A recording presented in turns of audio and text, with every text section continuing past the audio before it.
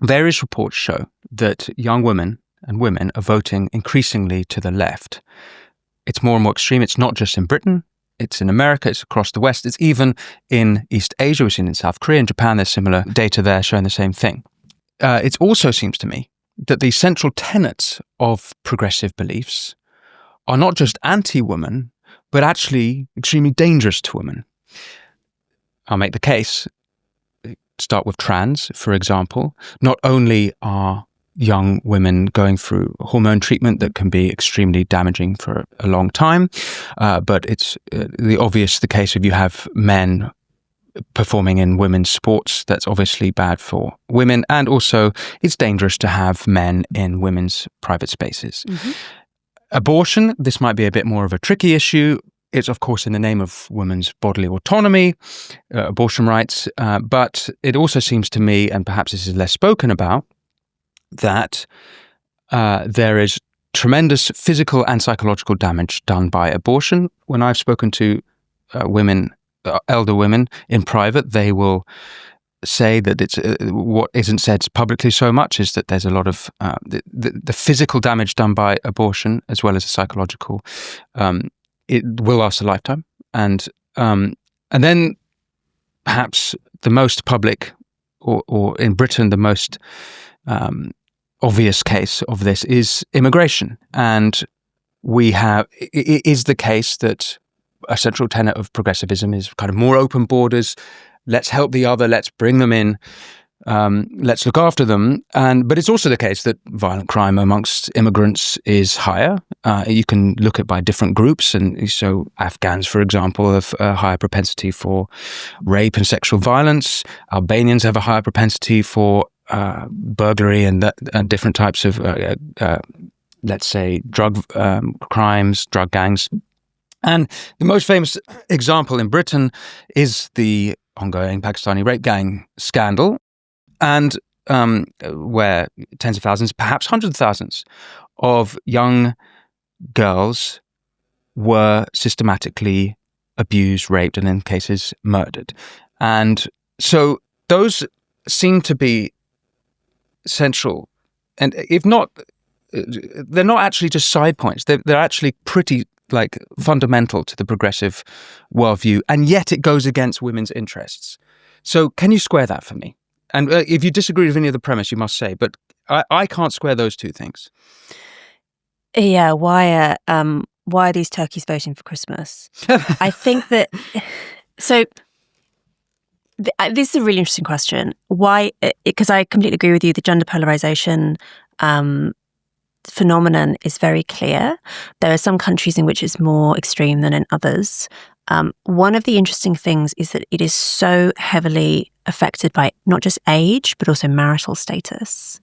So it's among young people that we see this big divergence on one assumption between men and women. And one assumption would be that that's because of their age, it's a cohort effect, that it's because they're young and it's something about what they've experienced in education or whatever, which is plausible.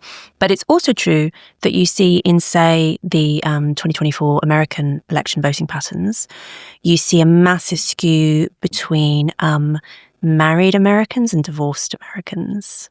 So divorced Americans, there's a much bigger gender polarization in that divorced women are voting more left and divorced men are voting more right. And there's something about marriage that makes the sexes align more politically. And actually, there are longitudinal studies of this where you look at how people's politics change over the course of their marriage.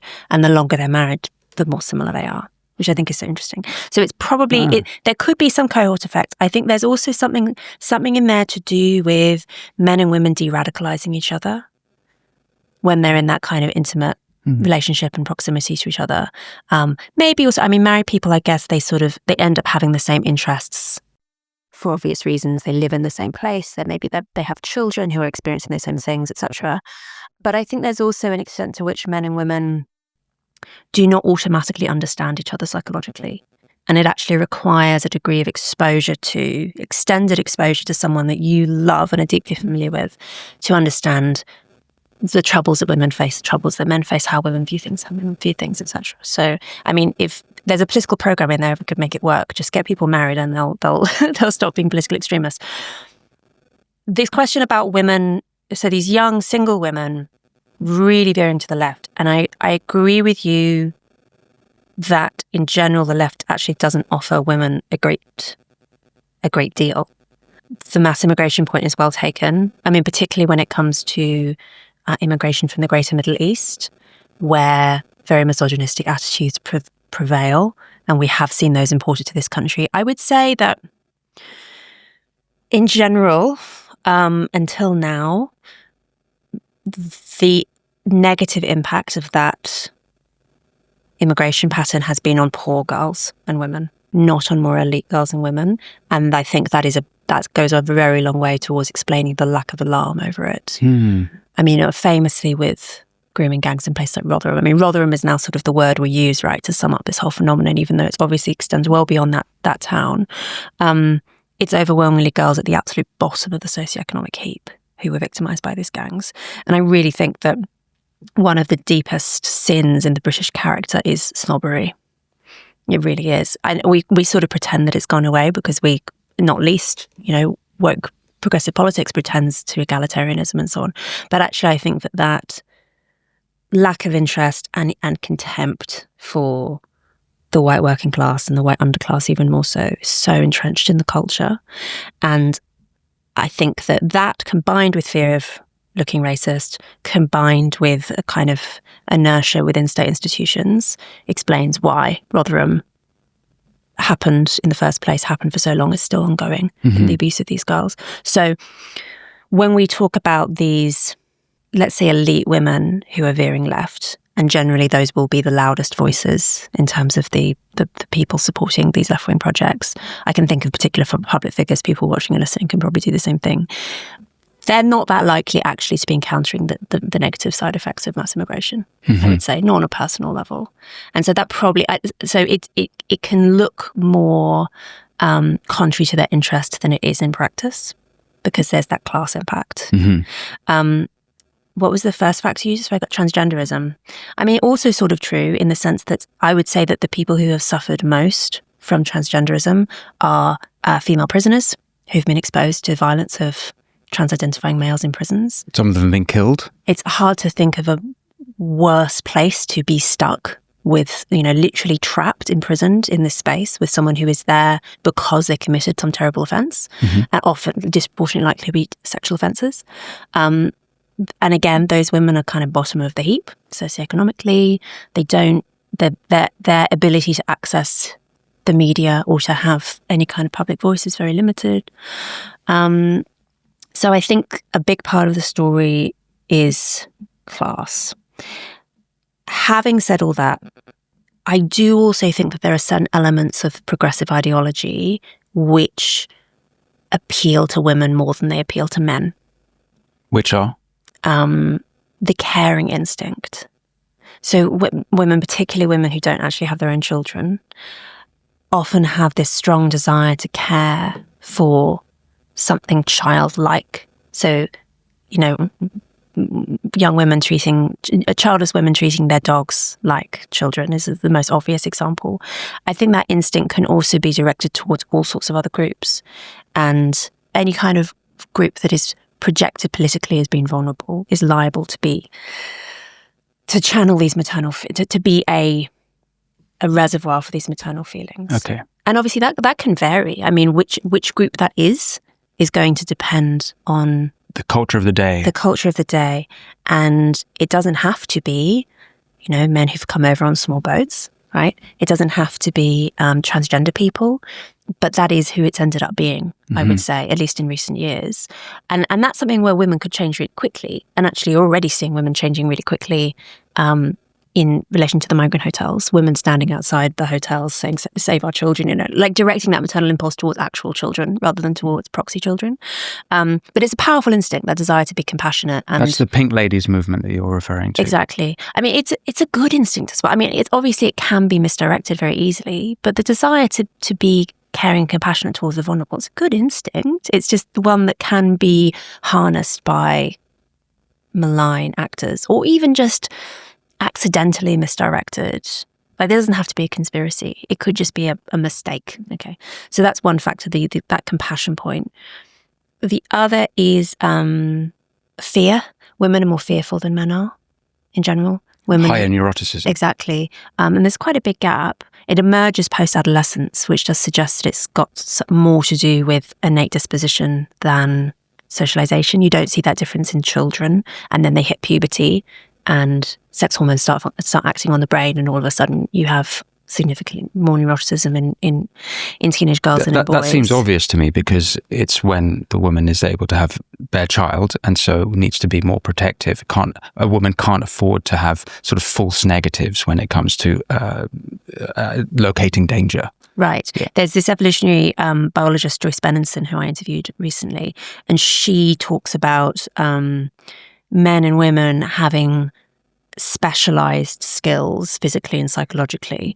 What men have evolved to specialize in is defending the community from attack. And you'll see this already in little boys, that they'll be obsessed with enemies and superheroes and weapons, and because they're so psychologically directed towards that communal goal that they do with other men in the community. Whereas what women have specialized in is defending children, and not necessarily from attack, but from, say, disease or from accident, or whatever. That women are the child protection specialists within any given community. Mm-hmm. And so, yes, being more neurotic than men and more risk averse than men is completely adaptive. But that again, that instinct in a political sense can be misdirected. And I'd say that probably the most common fear that you'll see among the young, in particular women who are skewing very far left, is fear of things like fascism. It's like extraordinarily hyped up fear that Donald Trump is the next Hitler and so on, which of course is another way of saying that Donald Trump is Satan, because that's how Hitler, this is Tom Holland's point, that's how Hitler and Nazism functions in contemporary Western imagination.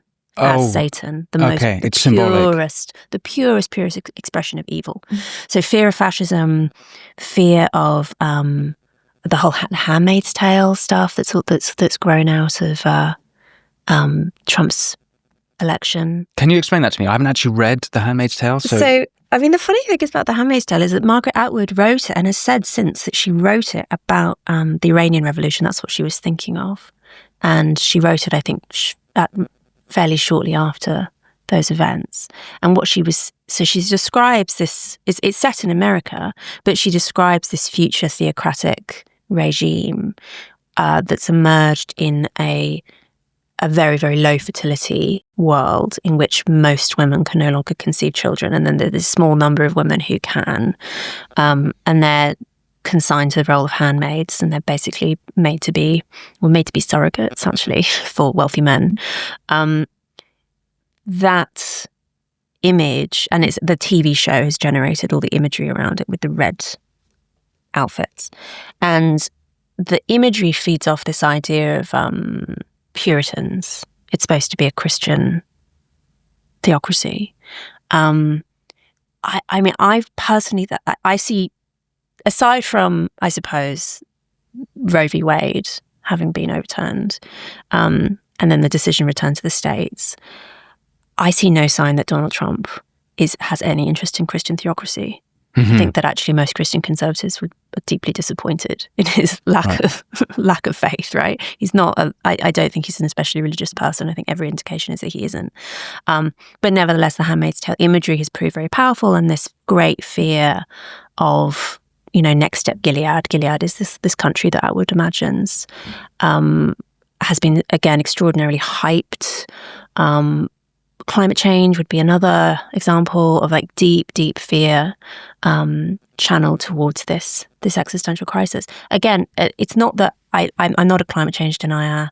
I'm not a Trump supporter even, right? Like I'm actually very, very moderate centrist on all these things.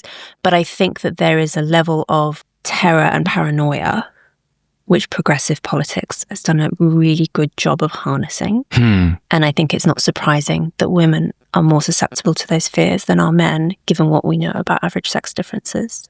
Thanks for watching this clip from The Winston Marshall Show. You can click here to watch the full episode, and for more clips like this one, don't forget to subscribe. And as always, be well.